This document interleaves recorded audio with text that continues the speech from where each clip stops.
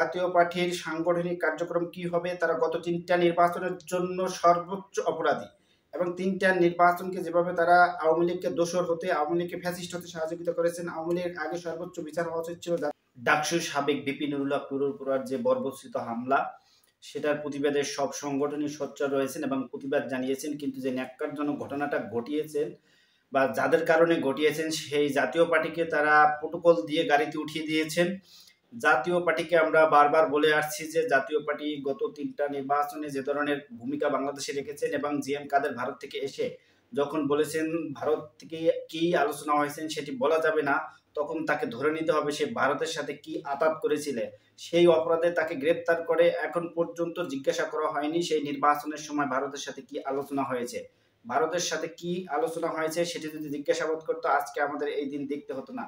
এবং তাদেরকে নির্বাচনে আনার জন্য যদি 14 দলের রাশেদ খান মেনন ইনুরা যদি জেলে থাকে, তাহলে জাতীয় পার্টি কেন জেলে থাকবে না?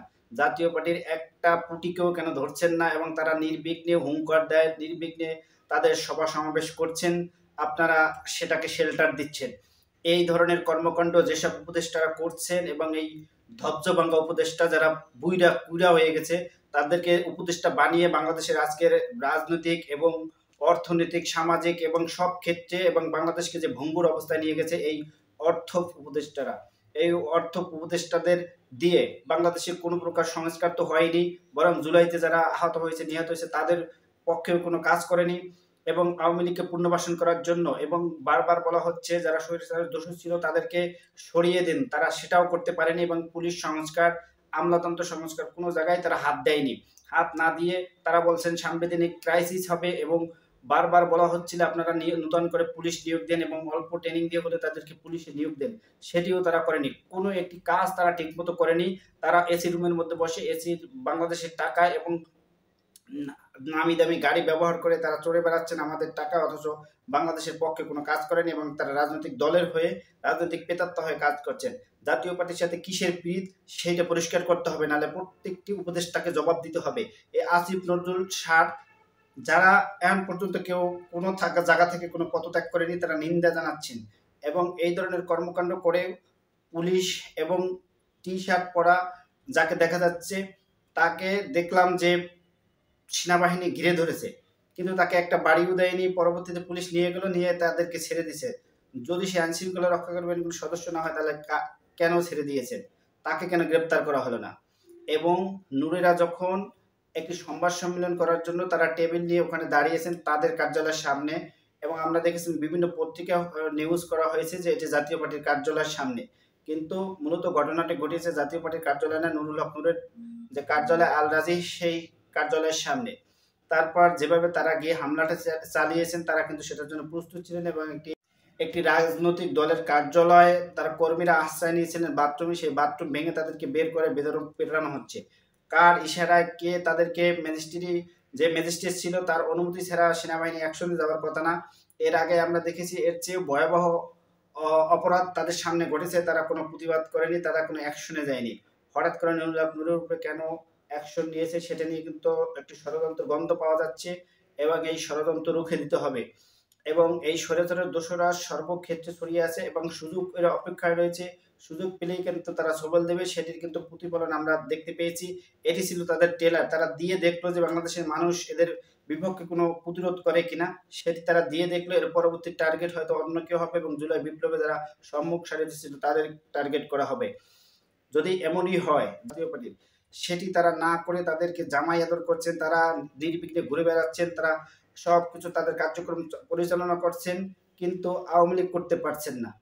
তার মানে কি আওয়ামী লীগ করতে পারছে না মানে জাতীয় পার্টি করতে পারবে? জাতীয় পার্টি তো সেই নির্বাচনের অংশগ্রহণ করেছিল, তাহলে তাদেরকে কেন স্বৈরাচার বলা হচ্ছে না? তারা স্বৈরাচারের দোষর কেন নয়? রাশেদ খান মেনন যদি জেলে থাকে, হাসানুল হক যদি জেলে থাকে, তাহলে এই কাদের কেন জেলে থাকবে না? এবং জাতীয় পার্টির শামীম হায়দার পাটোয়ারি এই ব্যারিস্টার, সে বলেছে যে আমরা আওয়ামী লীগ মনোনীত, সে নির্বাচনের আগে বলছে জাতীয় পার্টির আওয়ামী লীগ মনোনীত প্রার্থী হচ্ছে জাতীয় পার্টি, সে নির্বাচন করছে। সেই ধরনের ব্যক্তিরা আজকে মানুষকে জ্ঞান দেয়, নির্বাচনের কথা বলে, গণতন্ত্রের কথা বলে, তাদের মুখ থেকে এখন যারা গণতন্ত্র হত্যা করেছে তাদের মুখ থেকে এখন গণতন্ত্রের কথা শুনতে হচ্ছে। এই গণতন্ত্র দিয়ে কি হবে? যেই গণতন্ত্র মানুষকে নিরাপত্তা দিতে পারবে না এবং মানুষের ভিতরে ক্ষোভ থাকবে, সেটি একটি মানুষের উপর যারা হবে। ওখান থেকে জাতীয় পার্টির কোনো নেতাকর্মী গ্রেপ্তার করা হয়নি, জাতীয় পার্টির উপরে কোনো অ্যাকশন নেওয়া হয়নি, জাতীয় পার্টিকে তারা নির্বিঘ্নে সরে যাওয়ার জন্য জায়গা করে দিয়েছেন, কিন্তু নুরুলের উপরে এসে আক্রমণ করেছে। জাতীয় পার্টির বিচার জাতীয় পার্টির বিচার এই বাংলার মাটিতে করতে হবে। এই জাতীয় বেইমান পার্টি, এটা কি জাতীয় পার্টি মানুষ বলে না, জাতীয় বেইমান পার্টি, এই বেইমান পার্টির সর্বোচ্চ বিচার করতে হবে।